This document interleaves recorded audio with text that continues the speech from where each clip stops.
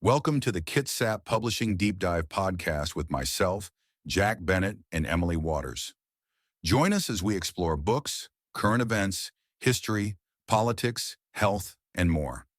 Let's dive in. The mindset of an investor. Plato once said in the Republic, "The heaviest penalty for declining to rule is to be ruled by someone inferior to yourself." Class structure in the modern world. One of the erroneous beliefs in America today is that social classes don't exist anymore. A moment of reflection will immediately show that significant income discrepancies exist in America today. The top 1% of American households dominate the ownership of most corporations. Whereas, working-class people very seldom own any publicly traded entities. Even when working people begin to enter the class of entrepreneurs, it is usually at the level of small business in the form of individual proprietorships. Young people are even less likely to own their own business. Many are saddled with huge student loan payments and can barely afford to begin young adult life with the purchase of a home and family raising. The table is tilted against the bottom 99%. What are the causes of this tilt? People are pushed into relying on credit for their daily consumption needs. Financial sophistication is not taught in school. Corporations, for their cheap labor, are exploiting young people. There is a tendency for the next higher microclass to keep those below in their place.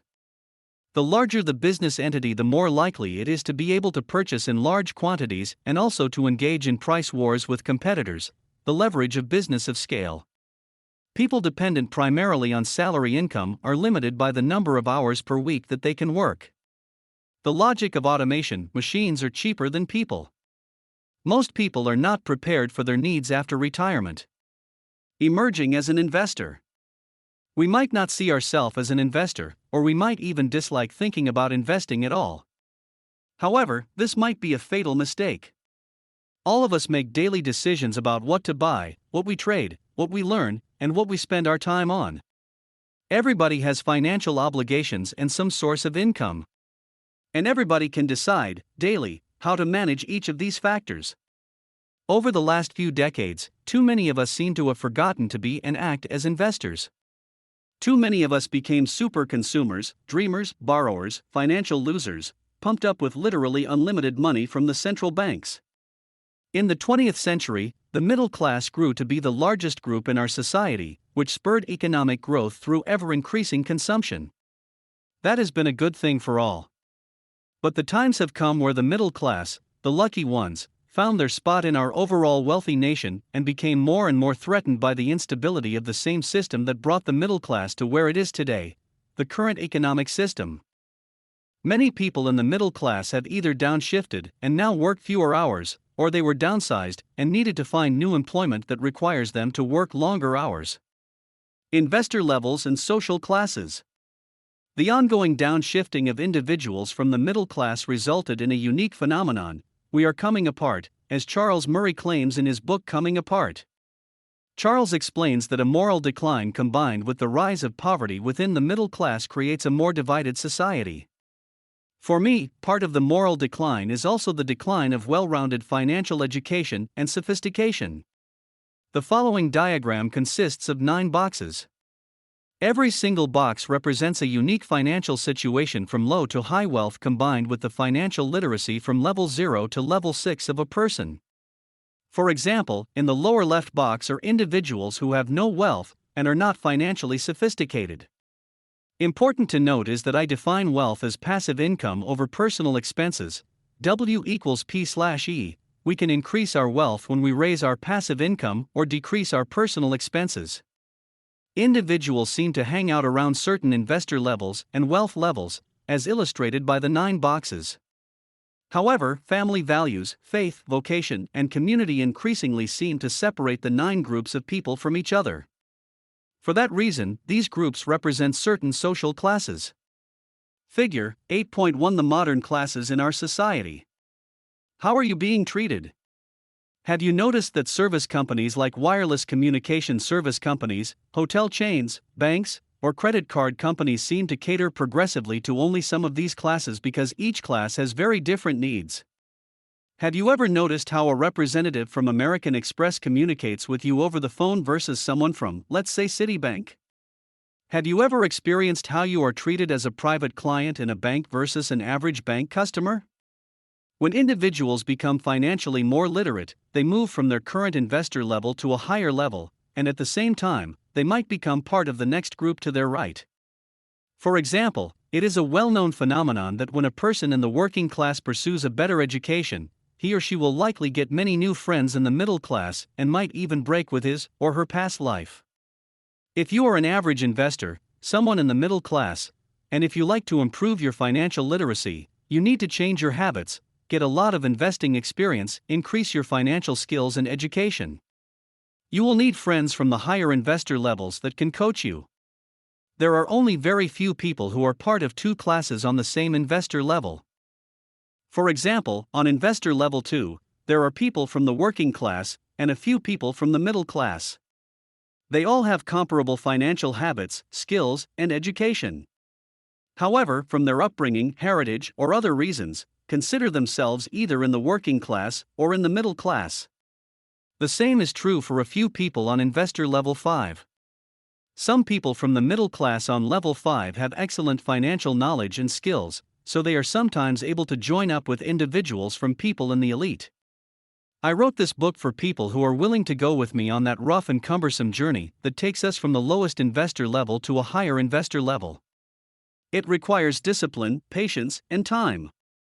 But I want to point out that we won't need any additional money for that journey. The journey will instead lead us through wild lifestyle changes, mindset transformations, and colossal paradigm shifts. In my observations, all three groups, the working class, the middle class, and the elite, avoid each other like the plague. They are entirely incompatible, except for some individuals at the edges of the investor level bell curves. Today, these different groups have mostly nothing in common except their basic needs. For an individual, it is becoming more challenging to move from one group to another. And, as described earlier, these classes seem to grow apart more and more. The typical reader of this book is most likely interested in becoming a level 5 investor. An individual on investor level 5 or 6 is an inside investor, not to be confused with an inside trader. He or she works beyond the visible economic system. They have a network of many other level 5 and 6 friends. They have abundant social capital since they all work as a team to put mega deals together. It is indeed a very exclusive crowd. Many of them appear on television here and there or are mentioned in the financial news. They don't want to play with the average investors, which are still in the financial rat race. For example, in Germany, there is 1% that owns more financial assets than 90% of the rest of the population, the middle and working class, who are in the financial rat race, where their total passive income is lower than their total expenses. Who do you hang out with? In short, investors on different investor levels typically don't want to play with each other. Who do you hang out with? Can you assign individual boxes to some of your friends using the diagram before? Do I live in a bubble? So, it seems there are entirely separate groups or classes in our society that don't even really talk to each other. You might be an average investor on level 3 or 4, and if you like to speak to sophisticated, accredited investors, you need to learn the language of level 5 and 6 investors. Have you ever met one? Would they talk to you? And why? Before you try to reach out to such people, you will have to learn to speak their language, understand their motivations. You will very likely not agree with many of their beliefs and actions, and you might even oppose their thinking altogether. Not everyone is made for a world on investor levels 5 and 6. However, I ask you to think about this from this point of view. If we, as ordinary people, let the 5% of level 5 people and 1% of level 6 people do what they are doing without even interacting with the ordinary people, they will do whatever they want. I claim that becoming a sophisticated level 5 investor, which means interacting and being able to communicate with the 5% and 1% on the same level, becomes not only an individual quest for freedom, but an obligation for the common good in future generations. The mental states of individuals on investor levels 5 and 6 operate outside of the visible economic structure. By that, they play by different rules, different tax laws apply to them, they have different purchasing and negotiation power, and they enjoy various benefits at banks and other institutions. They even have very different lifestyles and values than other people. Entitlement. It is easy to understand that individuals on level 5 and 6 who receive much more significant benefits get used to these treatments, and the chances are high that they will lose contact with the average investors. They then seem to live in a bubble. Such a bubble explains why there are even stronger forces that change the typical middle class towards a more dual society. The rich get richer and the poor get poorer.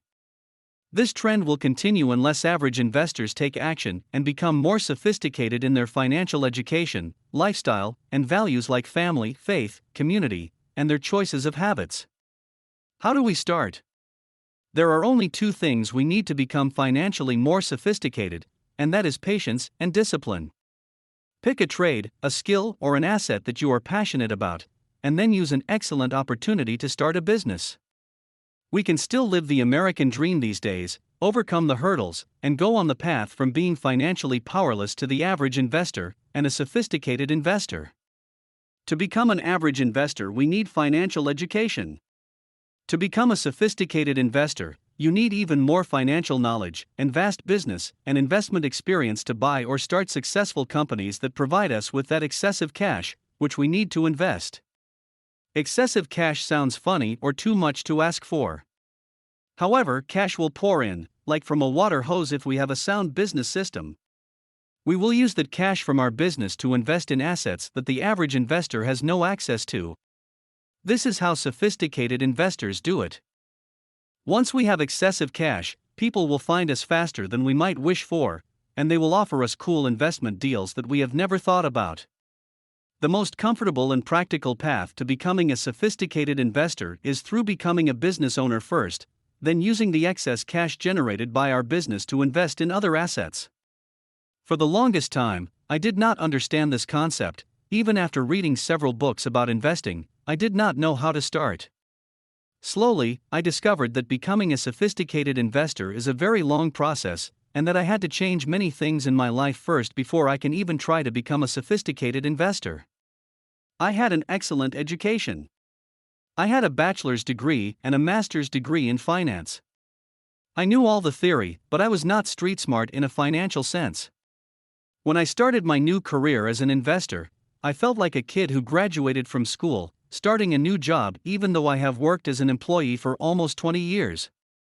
But eventually, two things got me started.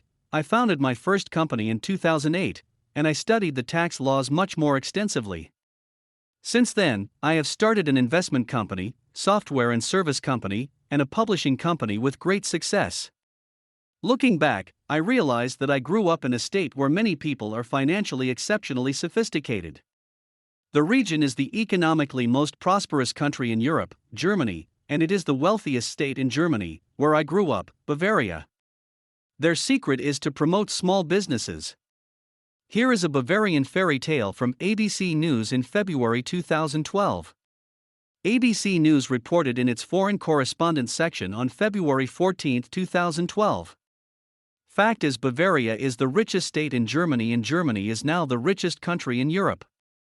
And while much of the rest of Europe is mired in the financial quicksand of a sovereign debt crisis, business in Bavaria is booming, exports are rising, and unemployment is at a 20-year low. How come? Well, the Germans have got a word for it, which is a concept that pervades their general approach to doing business. It is basically just another word for medium-sized businesses, partnerships, or S-corporations, Mittelstand. The German secret to the success of modest family enterprises is the saturation of the economy with small businesses.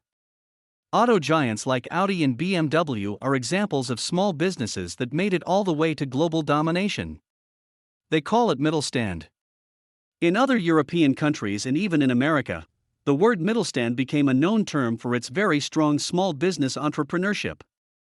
The French even speak of le Mittelstand and recently announced to copy that idea to promote small businesses. Many say a strong Mittelstand is one reason why Germany has a very strong middle class, many successful companies, and many of the wealthiest people in the world. But will all these initiatives to build a strong Mittelstand be successful? The answer is no if there are not enough people on investor levels 5 and 6. If there are too few people who understand how to start and run a business and understand why it is so important to invest in good assets, then there will be no middle stand. Investing is like hunting. Investing is a hunting game, not a shopping game. We need ammunition, which is represented by readily available cash, and we need a whole bunch of experience to catch a wild animal successfully. Now we also know why it is essential to keep money in cash. Some call keeping cash saving money. So, when we see a deer, we want to have our ammunition ready and shoot quickly. When we see an excellent asset, we want to have our cash prepared to buy rapidly under the best terms possible. Paying with cash will get us the best deal, and chances are much higher to generate good income with that asset. Freeing my mind. Sophisticated investors can step out of their shoes and detach them from their personal life. The reason why this step is necessary is that they need to manage their personal finance and their investment completely separately. The average investor confronted with investment opportunities typically reaches into his savings or personal line of credit to finance the purchase of the asset. Instead, I am suggesting that the sophisticated investor reaches out to other funding sources rather than their own funding or banks. To list a few, they can do that by organizing fundraising events, writing books to raise awareness and funds from royalties, joining service clubs in your community, like Rotary clubs, in their towns, working closely with the local Chamber of Commerce. Thank you for listening to the Kitsap Publishing Deep Dive podcast. Emily Waters and I will see you in the next episode. Stay tuned.